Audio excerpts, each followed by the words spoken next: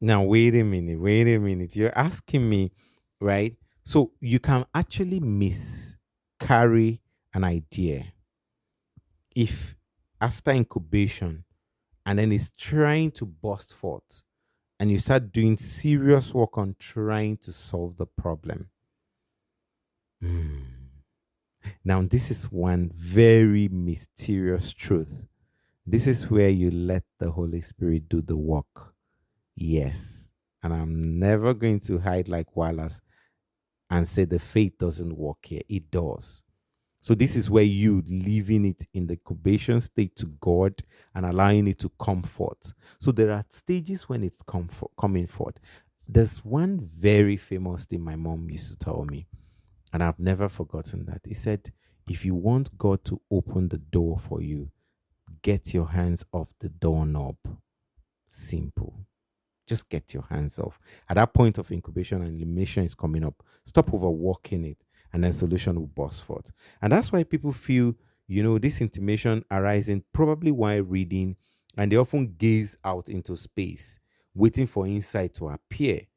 The danger of that is you can't put insight into words too quickly before it is fully formed.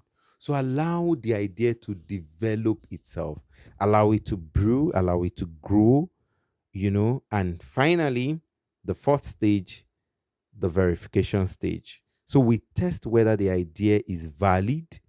If insight is about, maybe you are doing mathematics, for those of us who love mathematics, we may need to consciously start working out the details, right? And get to this final stage. But this four-stage model really is just how insight work. It is just a satisfying explanation that has a ring of plausibility until you start examining it closely. When you put that lens back on it, you know, we talked about the preparation stage, incubation stage, illumination stage, and then your verification stage, if you remember, right? So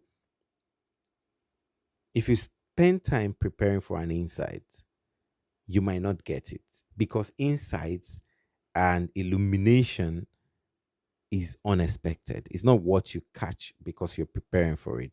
But yeah, it is good to prepare from the stage where you're trying to plant the problem in the subconscious. Now, in the case basis, I have read other work that protagonists say, based on expertise, that this is sometimes the only thing you are deliberate about is the preparation stage. And you can cite an example that the that a police officer had nothing to prepare when he sits under the traffic light. Really, he has nothing to do if he's automated. But somehow we prepare as biological people, we prepare to improve methods, we prepare to improve systems. We just go on and on about trying to rationalize things that work. um, when I also read the work of Jim Watson and Frank Crick, when they worked hard on identifying the dinucleic acid, the DNA, just trying to understand the helix structure, how it works, and all that.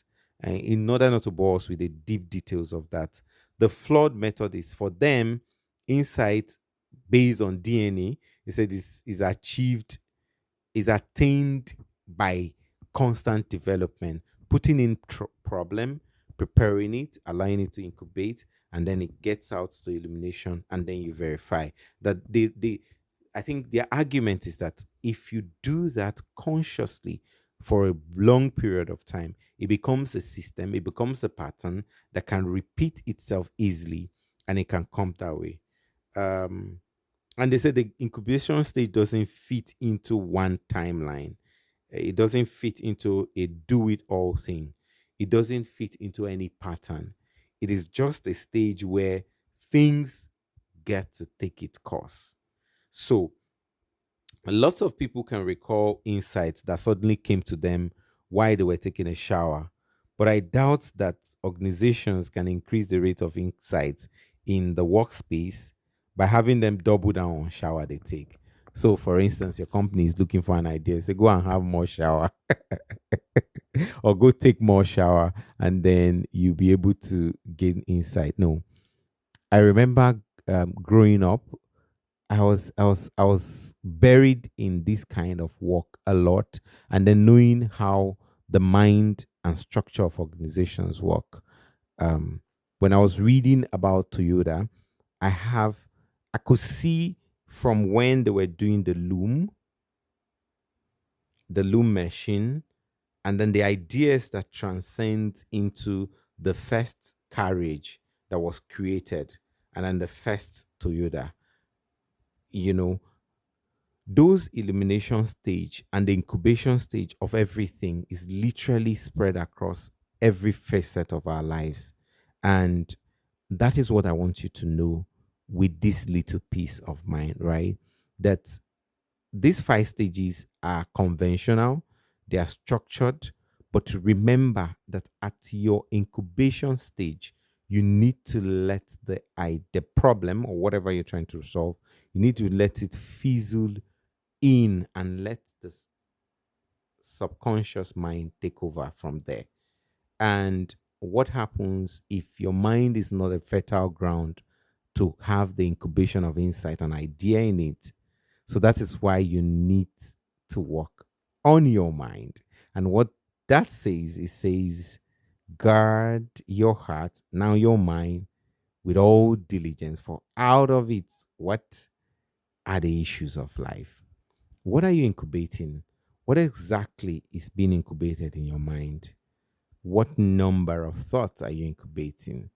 Is your heart inditing a good matter or a poor one? The choice is yours. But if you need illumination, and I'm talking just not to the soul of the person I'm talking to right now, but I'm also talking to people who build systems and organization, that we should allow that mind space for newness. Yes. And this is what I preach to organizations I speak to mostly. In as much as you like your wheel to keep rolling because it brings money, also allow for time for your people to disconnect so they can connect back, especially for your senior thought level people. You can put the wheels where the wheels are, for those who understand corporate jargons, the wheels where the wheels are. But before you hop on that next team meeting, before you jump on that next issue, take a blank out of it. It is said of an organization, I really don't remember the organization, but that they hire, their strategists don't have desks, they don't have laptops, they just have pen and paper and a blank room and a table, maybe. So why? Because it is for, I think it's Coca Cola. I'm not particular about it, but it's just for insight and newness. Maybe it's just a feeble, but I really don't know. And I can also tell from the organization where I am brewed, um, I get a mail from our CEO literally once a week. Um, and it fascinated me. I think one of the things that make me miss that organization is the fact that I miss those writings. And I look into his mind. He could come up with a bamboo tree or an eagle that just flew past while he was on the train to another country. And while he watches the eagle, he begins to bring out insight into the next phase of the organization. I remember when the 5G revolution came up, and there were outsourcing for teams who could think around the the problem development, who could think around acceptability, who could think around the latency problems and the technicalities. So he wrote a piece about the last American plane from the Vietnam War. I think, yeah, the Vietnam War. That the pilot rode on one engine, on one wing, the rudder, the flap, everything was damaged, and then flew right back into the base. And he put the pieces together to say it takes a lot of resilience in a world where acceptability is going to be a problem for you to develop something that becomes easily acceptable to people on the basis of what you think is the best idea. And he left it there. So when I joined the TM forum for that initial phase of development, and we were arguing out on several technicalities, the little I know, but one of the things that stood out for me was the fact that we all agree that this idea, it's just what we can put in the mind. Acceptability, we have little or less to do about it, but we can develop and create systemic things around the acceptability. I was actually handling Nigerian case basis. And for those of you who follow the trend, and when the whole COVID thing was happening and they attributed it to 5G and all that. But having studied the technical depth of it, I had nothing but to laugh.